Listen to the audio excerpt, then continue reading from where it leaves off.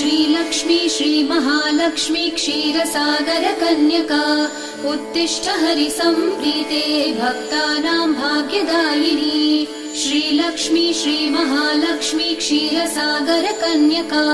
उत्तिष्ठ हरिसम्प्रीते भक्तानां भाग्यदायिनी उत्तिष्ठोत्तिष्ठ श्रीलक्ष्मी विष्णुवक्षस्थलालये उत्तिष्ठ करुणापूर्णे लोकानां शुभदायिनी उत्तिष्ठोत्तिष्ठ श्रीलक्ष्मी विष्णुवक्षस्थलालये उत्तिष्ठ करुणापूर्णे लोकानां शुभदायिनी श्रीपद्ममध्यवसिते वरपद्मनेत्रे श्रीपद्महस्तचिरपूजित पद्मपादे श्रीपद्मजातजननी शुभपद्मवक्त्रे श्रीलक्ष्मी भक्तवरदे तव सुप्रभातम्।